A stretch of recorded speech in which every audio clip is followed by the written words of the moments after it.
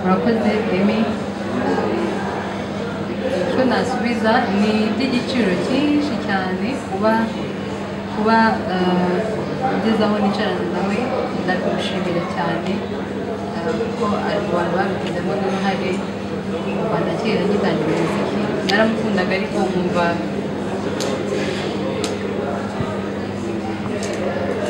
ndasubiramo narindi kuvuga ngo ni iby'igiciro cyinshi cyane kuko kuva na kera ngitangira umuziki naramukundaga cyane narabimubwiye ariko nkumva ntabwo mfite uburyo nzamugeraho. Ndabyibuka bwa mbere duhura twahuriye mu gitaramo cy'inyamibwa.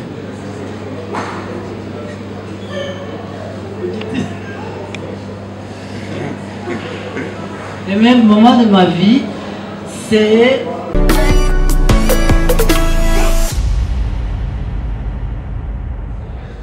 batwibwira n'ikinyamakuru ubundi murakoze nitwa Emmanuel Nsengiyumva nkorera igihe.com. Nshaka kubaza nako si n'ikibazo ni Clarisse Karasira nshaka ko atuganiriza gatoya atangira umuziki kuva utangiye kugeza n'uyu munsi yahwemye kuvuga ko umwe mu bantu areberaho ari Cecile Kayirebwa.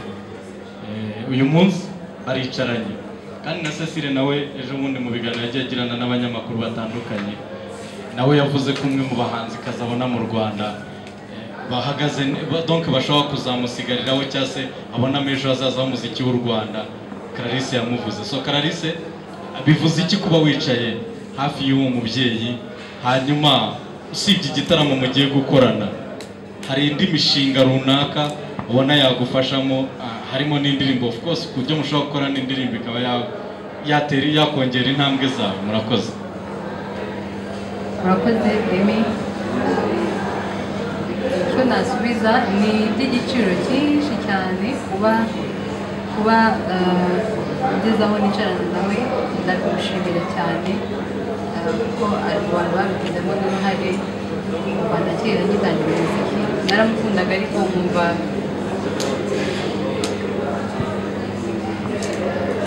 ndasubiramo narindi kuvuga ngo ni iby'igiciro cyinshi cyane kuko kuva na kera ngitangira umuziki naramukundaga cyane narabimubwiye ariko nkumva ntabwo mfite uburyo nzamugeraho. Ndabyibuka bwa mbere duhura twahuriye mu gitaramo cy'inyamibwa muvamo bitaramo ariko nkumva twagumana nyine tugataramana ariko ntabwo byashobokaga kuko ntabwo nari nakageraho nabona ububasha bwo kuririmbana nabo. Twagiye tugirana ibihe byiza ndamushimira cyane ni iby'agaciro kanini cyane kuri ngewe kandi ndabimushimira nkabishimira n'abateguye iki gitaramo. Ikindi navuga ni umuntu atabona uko agereranya yagize uruhare runini mu gusigasira umuziki nyarwanda ku buryo hari n'igihe ntekereza ko kubona abantu bava mu ntege bakora nk'ibyo bakoze bigoye. Iby'imishinga tubireke. arakoze. Undi umwe ufite ikibazo ari uri wamanitse. murakoze nitwa Pascal Bakomere ndi umunyamakuru mu kinyamakuru impamba.com. Ikibazo cyanjye cya mbere nakibaza Kayirebwa akimara kumenya ko ari watoranyijwe kuri inshuro ya mbere mu bahanzi bazashimirwa yabyakiriye gute? Muri make bisho bivuze iki umuziki we? Ikibazo kindi cya kabiri ndakibaza Bwiza mukurikije ukuntu mwateguye iki gitaramo ubu ngubu murumva ibyo mwari mukeneye mugeze bakangaye ku ijana? Byaba byiza kuko biragaragara ko ari igitaramo gihenze mukaba mwaratubwira ingengo bije yacyo. Murakoze.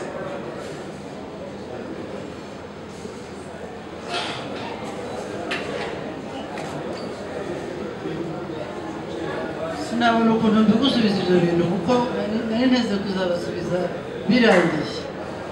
Ibi bintu byakozwe n'aba bantu bateranye babikora mu buryo babitekereje ubwabo bagomba kubimbwira ko bigomba ari ibintu bizabaho, ariko ubundi imishinga ni uwabo rwose pe, ni wose wose wose. Kuba rero barasanze ari igihe bakwiriye guha iyo shimwe, ndabishima. Urumva ntari ikindi ntabwo ndabishima cyane, ndabishima rwose, kandi ngenda basezeranya yuko uzakomeza uwo mushinga, iyo nshingano ngayikomeza, ntazacogora kereka igihe ntazaba nkibasha. Nibyo. icya kabiri Pascal yabajije ingengo y'imari.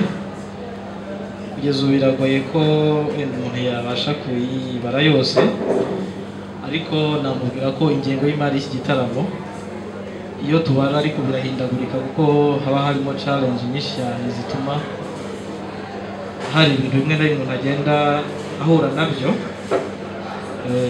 Nakubwira ko iri hagati ya miliyoni 20 na miliyoni 30.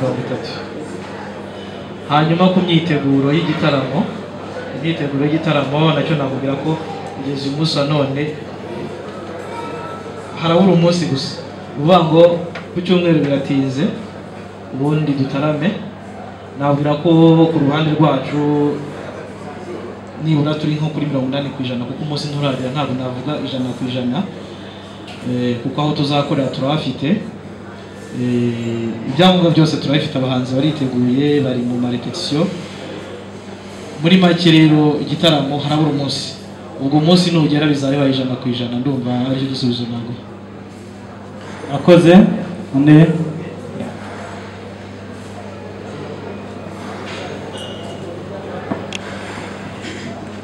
murakoze. Nitwa Rashid, naje mpagarariye Renaissance Actu. Ikibazo cyanjye ndabaza Omar, aratubwira intego y'iki gitaramo mu rurimi rw'igifaransa kugira ngo ikinyamakuru dukorera banaza kubona mukotinga. Icya kabiri, nk'umuntu turutse muri diaspora hanze, avuga ko iki gitaramo gahunda yacu ni ugushishikariza abantu cyangwa kwimakaza umuco nyarwanda mu Rwanda. Yes, ni mu Rwanda nyine umuco nyarwanda uracyahari, urakomeye, ahubwo iki gitaramo hari gahunda yo ko cyabera hanze, aho muba ko ariho tubona wenda umuco nyarwanda ugenda wibagirana. Murakoze.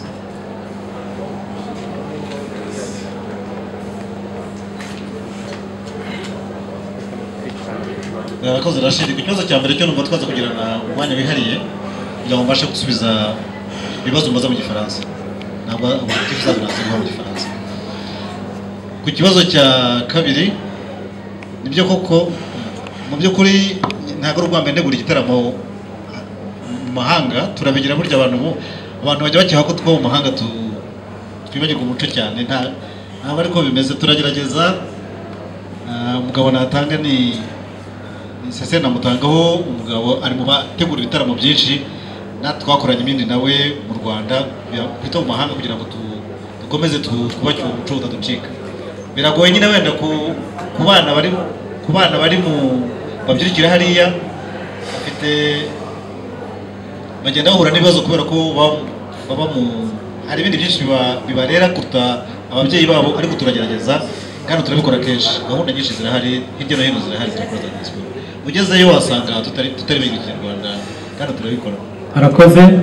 Undi murakoze. Nitwa Jean Paul Kayitare Murere Imvaho Nshya.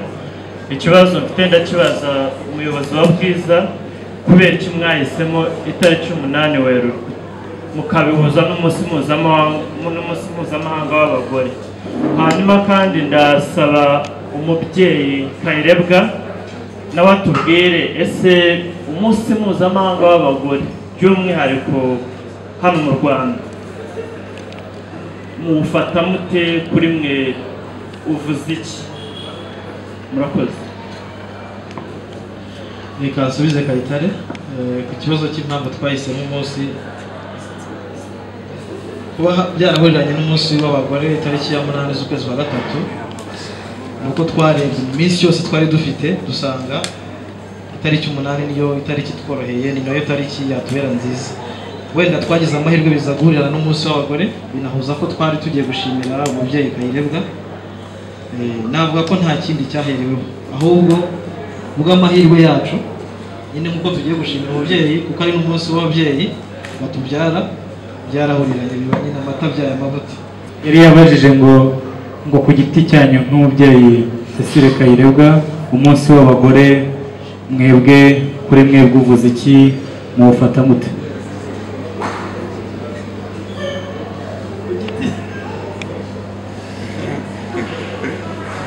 iryo jambo rirasetsa cyane ku giti cyanjye sinabagana. Umunsi w'abagore mufata neza cyane ndabondewe uretse iyo abananze babaga umugabo naho ubundi ndiwe. Umunsi wacu rero kugira ngo isi yose ibe yarahuje uwo munsi ikawuha icyubahiro cy'ababyeyi ni ibintu nanjye bintera ishema nk'umugore nk'umubyeyi nk'umukobwa. ubwo urumva rero kugira ngo birahurirane n'icyo gitaramo bigere kuri uwo munsi nabyo ni igitangaza. nta kindi nabitekerezaho rwose ikindi kitari cyiza gusa urumva ari byiza. kandi rero no mu mashuri yanjye no mu kazi kanjye nakoreye abagore mu ishuri ryitwaga école sociale aricyo kigenewe promotion de la femme mu gifaransa. ni ukuvuga kugira ngo abagore batere imbere, abatarabonye umwanya wo kwiga cyangwa uburyo batera imbere bigishwe ibyo abandi bose bagomba kumenya by'intangiriro y'ubuzima. ubwo rero urumva ni uburyo bwinshi cyane bwo gukunda uwo munsi. ikindi Arakoze. Undi ufite ikibazo? Inejera Kutimema ni umunyamakuru w'impuruza akadomo.net. Ikibazo cyanjye nifuza kukibaza Kayiranga, kirajya gusa n'icyo mugenzi wanjye yarabajije, ariko njye nkibaza iki gitaramo cyangwa iki gikorwa kizaba ari ku munsi wo ku cyumweru. Umunsi wo ku cyumweru wenda tudashyizemo iby'uwo munsi w'abari n'abategarugori, ni umunsi abanyarwanda tumenyereyeho ko turuhuka kugira ngo kuwa mbere tuzatangira akazi. ese mwizeye cyangwa mwashimangira yuko iki gitaramo kizagira succès nk'uko mwari mwakiteguye? Madame Cécile, est-ce que vous pouvez me répondre en français? En français. Ah, c'est très bon. Alors, moi je m'appelle André Gakwaya. Je suis de l'agence rwandaise d'information et journal Grand Lac Hebdo. Et vous êtes surtout connu pour avoir participé à la mobilisation des Rwandais pendant la guerre de libération pour les amener à être solidaires dans la lutte pour changer le pays, le régime dictatorial en un état de droit. C'est ce qui est arrivé heureusement. Alors, votre chanson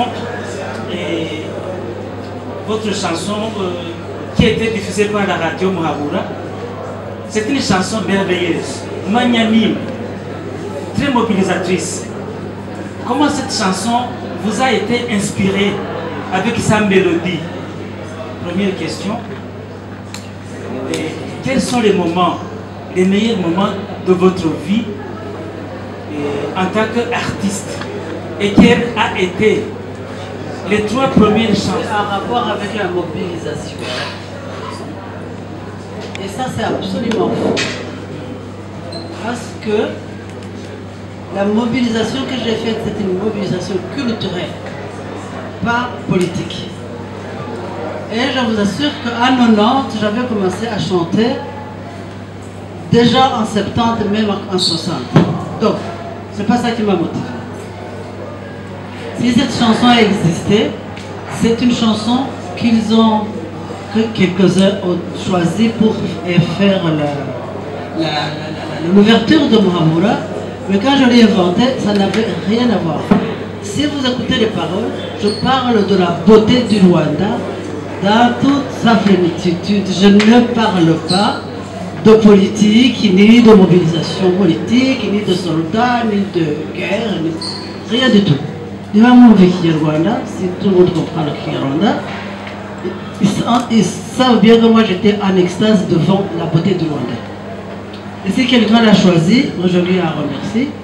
Et s'il a mobilisé d'autres choses bonnes, je lui en remercie. Mais ce n'était pas l'intention. Voilà. L'autre question c'était quoi?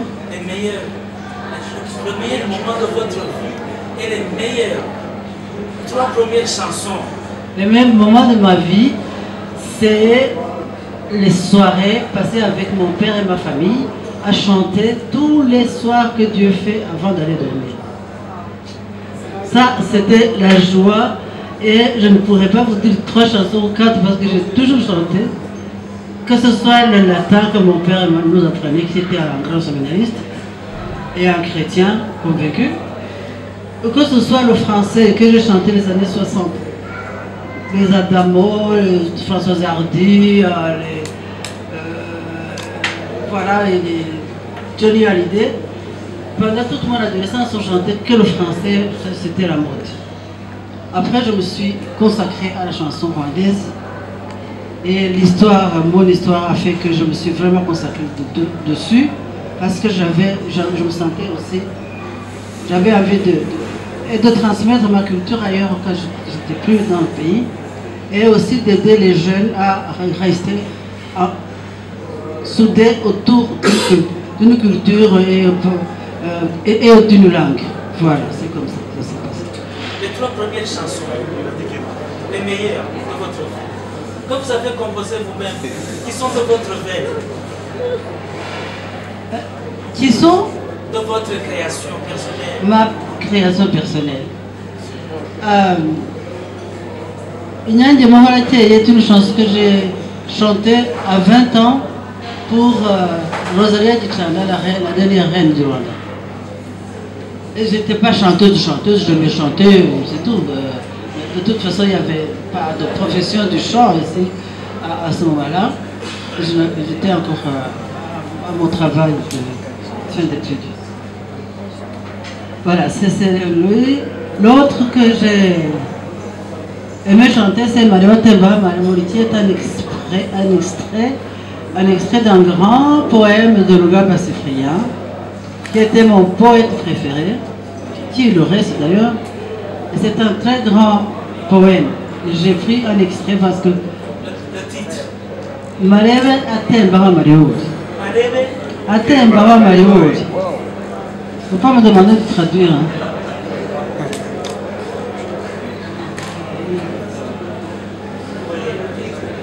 C'est l'hymne à la beauté. Pardon? C'est l'hymne à la beauté. À Maribo, il y a Atemba Maribo. Absolument. Et la 3e chanson? C'est un examen ou quoi? La